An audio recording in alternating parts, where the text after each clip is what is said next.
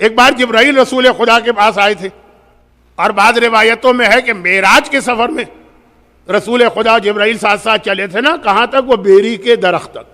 تو اس میں رسول نے پوچھا، لمبا سفر ہے، باتیں کرتے ہیں، تو رسول نے کہا کہ اے جبرائیل، فرشتے بھی کبھی ہنستے، وہ ہے خوشی والا ہنسنا جو امام کے چہرے پہ تھا، اور یہ ہے کیا جو کل میں کہتا موکری والا ہنسنا، موکری بھی نہیں کہیں گے۔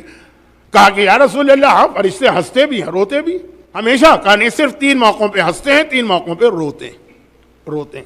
امام نے کہا کہ ہنستے کب ہے؟ اب یہ میری حدیث پہلے سمجھ میں نہیں آتی تھی، کیونکہ پرانے زمانے کا جو پورا لائف اسٹائل تھا اس میں حدیث کا پہلا ٹکڑا تو فٹ بیٹھتا ہی نہیں۔ پہلے زمانے میں جب الیکٹریسٹی نہیں تھی تو مغرب اور عشاء کے بعد تو شہروں پہ قبرستان کا سناٹا، کوئی کام کر ہی نہیں سکتا ہے، آدمی اندھیرے میں جا کے سو جاتا۔ اللہ صبح، کیا ہندی میں کیا کہتے ہیں، یا اردو میں پاؤ پھٹنا، ڈان، فجر کا وقت، تب لوگ گھر سے نکلتے ہیں۔ جبرائیل کہہ رہے ہیں کہ فرشتے ہنستے جب دیکھتے ہیں کہ ایک آدمی سارا دن لغویات، فضول کاموں میں لگا رہا، گھر آیا، کھانا وانا کھایا، نماز پڑھی، پھر ایک مرتبہ لغویات شروع ہو گئی۔ تو میں سوچتا تھا کہ یہ تو حدیث جس زمانے کی ہے وہاں تو کوئی گنجائش ہی نہیں تھی، عشاء کے بعد لوگ سوتے تھے، فجر کے وقت قریب اٹھتے۔ لیکن جب سے اب یہ فیس بک اور یہ آئی فون اور جب یہ ٹی وی اور یہ یوٹیوب آیا تو دن سے زیادہ رات کے وقت اب لغویات ہوتی ہے، فرشتے ہنستے۔ سارا دن تم نے اللہ کی مخالفت کی پیٹ نہیں بھرا کہ رات جو بچی تھی اس کے اندر بھی تم اللہ کے خلاف چلے گئے۔ ہمارا سوشل میڈیا کے اوپر سلسلہ چل رہا، وہاں فرشتے ہنس رہے ہیں، تو مولانا یہ تو بہت بڑی عبادت ہے، فرشتوں کو ہم ہنسا رہے ہیں۔ خیر، اور اس کے بعد کہا کہ فرشتے ہنستے۔ جب ایک آدمی کا ایک مکان بن گیا، ایک جائیداد ہو گئی، اس کا ایک سورس آف انکم ہو گیا، پیٹ نہیں بھرا اس کا، دولت کے بھوکے کا پیٹ نہیں بھرتا، اب دوسرا مکان بنانا، جی یہ رہنے کے لیے ہے تو وہ انویسٹمنٹ کے لیے، تو دوسرا بنا تو تیسرا بنانا ہے، تو تیسرا بنا تو چوتھا بنانا۔ فرشتے ہنستے۔ یہ سب یہاں چھوڑ کے جاؤ گے، لے کے تو نہیں جاؤ گے نا، ضرورت پوری ہو گئی پھر بھی سلسلہ نہیں رک رہا۔ اور تیسرا تو آپ کو یاد ہوگا کہ میں اکثر پڑھتا ہوں، جب کسی عورت کو قبرستان میں لے جا کے دفن کیا جاتا اور ایک آواز لگتی ہے کہ سارے نامحرم ہٹ جائے، جو خالی محرم ہے وہ آ کے اس کا دیدار کرے، پھر اس کو چھپایا جاتا ہے، بڑی احتیاط کی جاتی ہے اس عورت کے لیے، جبکہ آلریڈی وہ کفن میں ہوتی ہے۔ کفن ایک فل فلیج حجاب ہے، اس کے باوجود یہ احتیاط ہوتی ہے۔ فرشتے ہنستے ہیں۔ جب زندگی میں دیکھنے کے قابل تھی تو اس وقت سب کو دکھا رہا ہو، سب کو دکھا رہی ہے اپنے آپ کو، بال بھی کھلے ہیں، جسم بھی کھلا ہے، ماہیں بھی کھلی ہے، گردن بھی کھلی ہے، وہاں کوئی نہیں کہتا کہ صرف محرم دیکھے نامحرم۔ اور جب دیکھنے کے قابل ہی نہ رہی، کوئی انتہائی مریض ذہن کا آدمی ہوگا جو میت عورت کے بارے میں کوئی برا خیال رہا ہے، جب کوئی دیکھنے کو تیار نہیں ہوگا، کچھ دیر بعد سڑ جائے گی تو سارا حجاب یاد آ رہا ہے۔ فرشتے ایک مرتبہ ہنس رہے ہیں کہ یہ کیا جوک ہو رہا ہے، یہ کیا مذاق ہو رہا ہے۔ کل میں نے عرض کیا تھا نا کہ یہ والی الٹی کھوپڑی امام کے ماننے والوں کے پاس نہیں ہوتی، ان کے پاس ہوتی ہے جو کہتے ہیں فلاں صاحب فرار نہیں ہوئے، تشریف لے گئے۔ لیکن آل محمد کے ماننے والے وہ اس قسم کی چیز کہ اب جیسے اس نے کہا کہ وہ جب تک دیکھنے دکھانے کے قابل ہے تو اپنے آپ کو نہیں چھپا رہی، اس وقت تو اتنا ایکسپوجر۔ فرشتے ہنس رہے ہیں اور فرشتے روتے ہیں، 3 مرتبہ روتے ہیں۔ کہا پہلی مرتبہ اس وقت روتے ہیں کہ جب کوئی شخص علم دین حاصل کرنے نکلے اور دور دراز کے علاقوں میں جائے۔ دیکھیں آج کل ٹریولنگ اتنی آسان ہو گئی کہ اگر کوئی قم نجف میں تعلیم حاصل کر رہا ہے تو ودن 10 آورز 12 آورز وہ یہاں آ جائے گا۔ پہلے زمانے میں ہندوستان سے لوگ تعلیم حاصل کرنے جاتے تھے، 3 مہینے کا ٹریول ہوتا تھا، 10 سال وہ اپنے گھر نہیں آ سکتے تھے، نہ پوسٹ کا سسٹم تھا، نہ یہ فون کا سسٹم تھا۔ وہاں آئیں گے، جائیں گے، 6 مہینے گزریں گے، ہم تعلیم میں بہت پیچھے رہ جائیں گے۔ بالکل وہ اکیلا ہوتا ہے وہاں حوضے کے اندر اور اپنے گھر سے کوئی کانٹیکٹ بھی نہیں ہوتا۔ خط آ جاتے تھے کبھی کبھار، وہ والے خط، یہ پوسٹ والا سسٹم نہیں، وہ جو قاصد خط لے کے آتا۔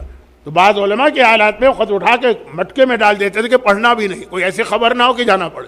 تو کہا جب ایسا آدمی غربت کی عالم میں مارا جائے تو فرشتوں کی آنکھوں میں آنسو آتے ہیں۔ ایک یہ۔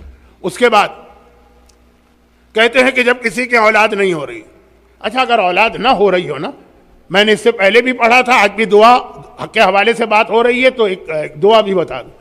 2-3 مومنین نے اسی 8 دن میں مجھ سے پوچھا۔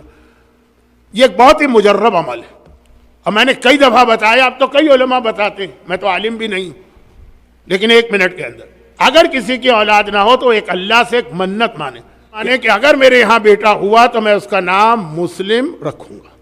اور واقعاً یہ ایسا مجرب عمل ہے.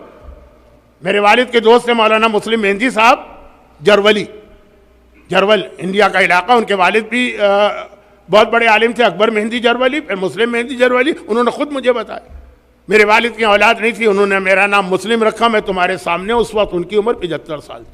اور اس کے علاوہ یہ ایک منت, اور جس نے یہ منت بتائی ہے وہ اپنے زمانے کے عظیم ترین مرجع تھے, آغا ابو الحسن اصفہانی.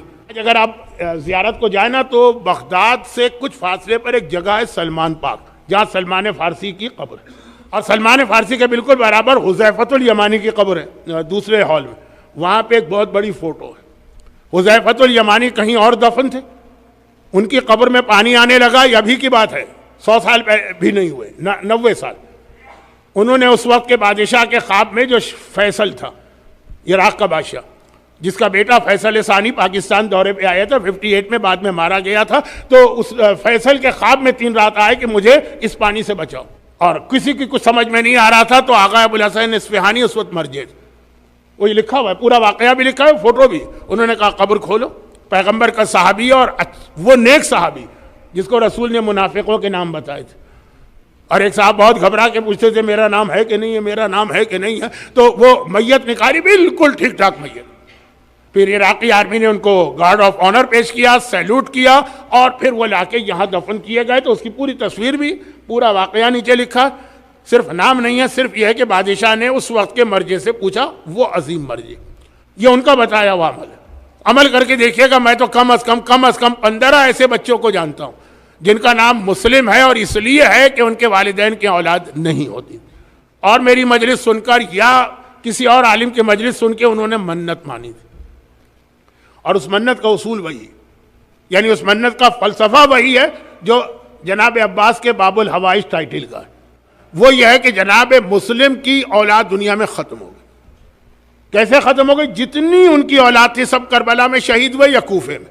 اللہ نے کہا مسلم تو نے اپنی ساری اولاد میرے حکم پہ قربان کی ہے, اب تیرے حکم پر قیامت تک جو اولاد مانگے گا میں اس کو اولاد دوں گا. اللہ کا ایک اصول ہے.